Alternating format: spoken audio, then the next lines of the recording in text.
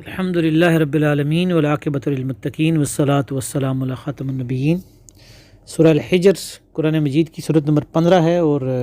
اس کی 99 آیات ہیں۔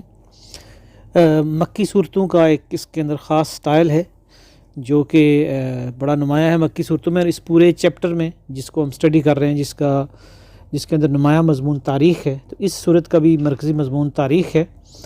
اس میں حضرت لوط علیہ السلام، حضرت شعیب علیہ السلام اور اصحاب الحجر یعنی حضرت صالح علیہ السلام کی قوم کے واقعات سنائے گئے ہیں۔ جس زمانے میں یہ صورت نازل ہوئی ہے وہ زمانہ وہ تھا کہ جب نبی اکرم صلی اللہ علیہ وآلہ وسلم کی مخالفت اپنے عروج پر تھی، اور قریش کے لیڈر نبی اکرم صلی اللہ علیہ وسلم کی دعوت کو جنون اور پاگل پن قرار دے رہے تھے۔ تو ان مذاق اڑانے والے لیڈروں کو ہلاکت سے ڈرایا گیا ہے اور ان قوموں کی مثالیں ان کے سامنے پیش کی گئی ہیں۔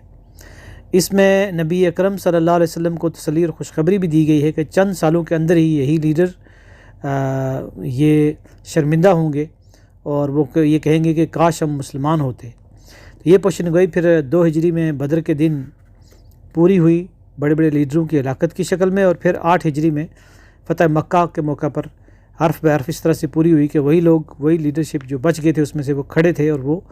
معافی مانگ رہے تھے، اور پھر ان میں سے اکثر نے اسلام بھی قبول کر لیا۔ اسی طریقے سے اس میں بہت ساری نشانیاں بھی بیان کی گئی ہیں، اللہ تعالیٰ کی عظمت کی نشانیاں بھی ہیں۔ زیادہ مضمون جس کے اوپر جو غالب مضمون ہے وہ تاریخ کا ہے، خاص طور پر ڈیٹیل سے یہاں حضرت آدم علیہ السلام اور شیطان کی جو آپس میں کشمکش ہے اس کو تفصیل سے بیان کیا گیا ہے، اور یہ بیان کیا گیا ہے کہ شیطان کی پیروی کرنے والوں کے لیے جہنم ہے اور اللہ تعالیٰ کے مخلص بندوں کے لیے جنت ہے۔ حضرت لوط علیہ السلام کی طرف فرشتے آئے، بلکہ اس سے پہلے حضرت ابراہیم علیہ السلام کی طرف آئے، پھر وہ لوط علیہ السلام کی طرف گئے اور ان کو جو سزا ملی۔ اصحاب الایکہ حضرت شعیب علیہ السلام کی قوم کو کہا گیا ہے، اور اصحاب الحجر جو کہ صورت کا نام ہے یہ حضرت صالح علیہ السلام کی قوم ثمود کے لیے اصحاب الحجر کا لفظ بھی استعمال ہوا ہے۔ یہ ان کے علاقے کو حجر کہتے ہیں، آج بھی یہ علاقہ موجود ہے۔ مدینہ سے شمال کی طرف جائیں سیریا کی طرف تو یہ راستے میں آتا ہے، سعودی عرب کے اندر یہ علاقہ موجود ہے، اور قوم ثمود کے گھر آج بھی ان میں سے کچھ گھر سلامت ہیں عبرت کے طور پر۔ اس صورت کا مرکزی مضمون یہ ہے کہ یہ جو اس وقت الزامات اور مذاق اور وہ جو ریجیکٹ کیا جا رہا ہے نبی اکرم صلی اللہ علیہ وسلم کی اس دعوت کو، تو اس پورے ماحول میں بھی آپ جو تاریخ سے اور جو اللہ تعالیٰ کی نشانیوں سے جو دلائل ہیں اس کے ذریعے سے منکرین اسلام کو دعوت دیتے رہیں، اور ان کو دنیا پرستی سے بچ کر قرآن مجید کی عظیم دعوت کے کام کو جاری رکھیں۔ اور اس میں خوشخبری یہ دی گئی ہے کہ آخر کار کامیابی اہل ایمان کی ہوگی اور منکرین اسلام پچھتائیں گے۔ اب ہم صورت کی آیات کی طرف آتے ہیں، اور اس کے بالکل شروع میں جو آیت ہے وہ دراصل اس صورت کا گویا کہ مرکزی مضمون ہے۔ اللہ تعالیٰ کا ارشاد ہے، اعوذ باللہ من الشیطان الرجیم، بسم اللہ الرحمن الرحیم، الف لام را تلک آیات الکتاب وقرآن مبین۔ یہ ایک ایسی کتاب کی آیات ہیں کہ جو ایک روشن قرآن ہے، اس کی آیات ہیں۔ ربما یود الذین کفروا لو کانوا مسلمین، ان قریب بہت جلد کافر لوگ یہ خواہش کریں گے کہ کاش وہ مسلمان ہوتے۔ تو یہ بالکل شروع میں ہی اس کا مرکزی مضمون بیان کر دیا گیا کہ منکرین کو وارننگ دے دی گئی کہ ایک وقت آنے والا ہے کہ جب آپ لوگ خواہش کریں گے کہ ہم اسلام قبول کر لیتے۔ آیت نمبر 6 میں کہا گیا، وَقَالُوا يَا أَيُّهَا الَّذِي نُزِّلَ عَلَيْهِ الذِّكْرُ إِنَّكَ لَمَجْنُونَ۔ تو یہ کافر لوگ کہتے ہیں نبی صلی اللہ علیہ وسلم آپ کو کہ یہ جو آپ کے اوپر ذکر نازل کیا گیا ہے یہ آپ دیوانے ہیں، آپ مجنون ہیں، یہ ایک دیوانگی ہے اس میں جو آپ باتیں کر رہے ہیں۔ اس کی آیت نمبر 9 میں وہ مضمون آیا ہے جو بہت ہی مشہور آیت ہے، إِنَّا نَحْنُ نَزَّلْنَا الذِّكْرَ وَإِنَّا لَهُ لَحَافِظُونَ، ہم نے ہی ذکر کو نازل کیا اور ہم اس کی حفاظت کرنے والے ہیں۔ اس کے بعد پھر اس میں نشانیاں ہیں، اور اسی طرح اس کے بعد حضرت آدم علیہ السلام اور ابلیس کا قصہ بڑی ڈیٹیل سے بیان کیا گیا ہے۔ اس کے بعد پھر تاریخی واقعات میں سے ابراہیم علیہ السلام کا ذکر پہلے آتا ہے، پھر اس کے بعد لوط علیہ السلام کا ذکر شروع ہو جاتا ہے، اور اسی طریقے سے پھر حضرت شعیب علیہ السلام کی قوم کا ذکر اور پھر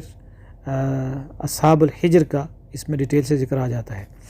آیت نمبر 87 اور 88 میں پھر ایک اور اہم مضمون ہے جو اس سے پہلے اس کی طرف ہم ایک آیت ہم پڑھ چکے ہیں سورہ فاتحہ کی تفسیر کے دوران۔ وَلَقَدْ آتَيْنَاكَ سَبْعًا مِّنَ الْمَثَانِي وَالْقُرْآنِ الْعَظِيمِ، یقیناً ہم نے آپ کو 7 بار بار دہرائی جانے والی آیات دی ہیں اور قرآن عظیم عطا کیا ہے۔ لَا تَمُدَّنَّ عَيْنَيْكَ إِلَىٰ مَا مَتَّعْنَا بِهِ أَزْوَاجًا مِّنْهُمْ، اور جو کچھ بھی ہم نے ان کو دنیا کی دولت میں سے دیا ہے، ظاہر ہے کہ قریش کے لوگ اور طائف کے بڑے بڑے سردار، ان کے پاس بڑے بڑے گھر تھے، مکانات تھے، طائف میں انہوں نے کچھ محلات بھی کھڑے کیے ہوئے تھے، اور نوکر چاکر خدمت گار، اور ایک بڑا ہی لگژری کا یا شاہانہ ان کا رہنے کا انداز تھا، اور تجارت کی وجہ سے جو ایسٹ اینڈ ویسٹ ٹریڈ تھی ان کی سیریا اور یمن کے درمیان، اس کی وجہ سے ان کے پاس بڑا مال و دولت تھا۔ تو فرمایا کہ اس کی طرف آپ آنکھ نہ اٹھائیں، ہم نے جو آپ کو دولت دی ہے قرآن کی دولت، یہ سب سے بڑی دولت ہے، اور ولا تحزن علیہم، اور یہ ایمان نہیں لا رہے تو اس کے اوپر آپ غمگین نہ ہوں۔ واخفض جناحک للمؤمنین، اور اپنے بازو مومنین کے لیے جھکا کر رکھیں جو آپ کے لیے آپ کے اوپر ایمان لائے ہیں۔ مکہ میں جو 100-150 لوگ ایمان لائے تھے، تو وہ اکثر ان میں سے اکثریت جو تھی وہ بہت ہی کمزور یا غریب طبقات سے تعلق رکھتے تھے، کوئی غلام تھے یا اس طرح کے لوگ تھے۔ تو ان کو آپ اپنی توجہ کا مرکز بنائیں اور ان کی تربیت کریں، یہی لوگ اصل آپ کا سرمایہ ہیں۔ اور پھر اس کے بعد آخر میں جا کے تو پھر نبی اکرم صلی اللہ علیہ وسلم کو ایک بھرپور تسلی دی گئی ہے۔ فرمایا کہ وَلَقَدْ نَعْلَمُ، یہ آخری آیات ہیں، آیت نمبر 97 اور 98 اور 99۔ وَلَقَدْ نَعْلَمُ أَنَّكَ يَضِيقُ صَدْرُكَ بِمَا يَقُولُونَ، اور اس سے پہلے یہ بھی کہہ دیا گیا آیت نمبر 95 میں، إِنَّا كَفَيْنَاكَ الْمُسْتَهْزِئِينَ، یہ جو لوگ آپ کے مذاق اڑا رہے ہیں ان کے مقابلے میں ہم آپ کے لیے کافی ہیں۔ اور فرمایا کہ وَلَقَدْ نَعْلَمُ أَنَّكَ يَضِيقُ صَدْرُكَ بِمَا يَقُولُونَ، ہمیں علم ہے اس بات کا کہ یہ جو باتیں کرتے ہیں، آپ کو مجنون کہتے ہیں، آپ کو شاعر کہتے ہیں، تو اس کے اوپر آپ کا سینہ گھٹتا ہے، تنگ ہوتا ہے، اور ایک ایموشنل یا ذہنی ٹارچر یہ آپ کو یہ کر رہے ہیں، تو اس سے ہم اچھی طرح واقف ہیں۔ لیکن اس جو ذہنی اذیت آپ کو یہ دے رہے ہیں، ایموشنلی آپ کو یہ لوگ ڈسٹرب کر رہے ہیں اس طرح کی باتیں کر کے، ایک ڈیمیج آپ کو دے رہے ہیں، تو اس کا علاج یہ ہے کہ فَسَبِّحْ بِحَمْدِ رَبِّكَ وَكُن مِّنَ السَّاجِدِينَ، آپ اپنے رب کی حمد بیان کیجئے اس کی تسبیح کے ساتھ، یعنی اللہ تعالیٰ کی حمد اور تسبیح بیان کیجئے۔ تو تسبیح کہتے ہیں، سبحان اللہ کے معنی ہے کہ اللہ تعالیٰ پاک ہے ہر نقص سے، ہر خامی سے، ہر کمزوری سے، اس کو نہ بھوک لگتی ہے، وہ نہ تھکتا ہے، نہ اس کو پیاس لگتی ہے، نہ اس کو اولاد کی ضرورت ہے، نہ اس کو بیوی بچوں کی ضرورت ہے۔ تو یہ تسبیح ہو گئی۔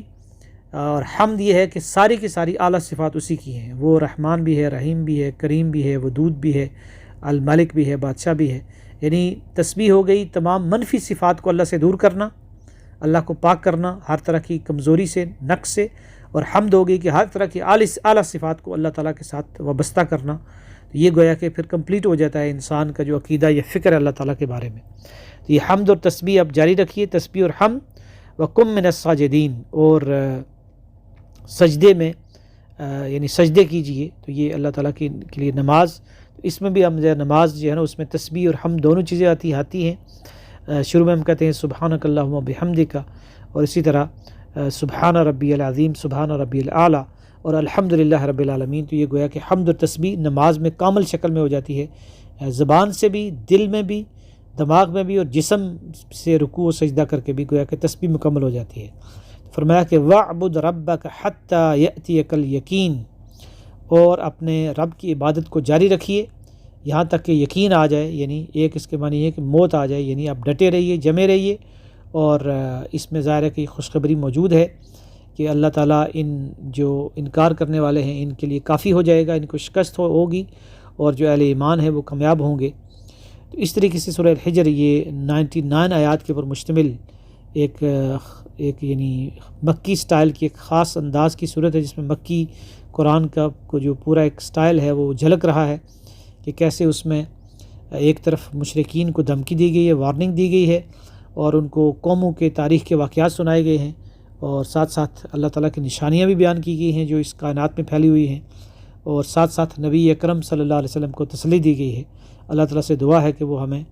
قرآن حکیم کو صحیح پڑھنے، سمجھنے اور اس کے مطابق عمل کرنے کی توفیق عطا فرمائے۔ وآخر دعوانا الحمدللہ۔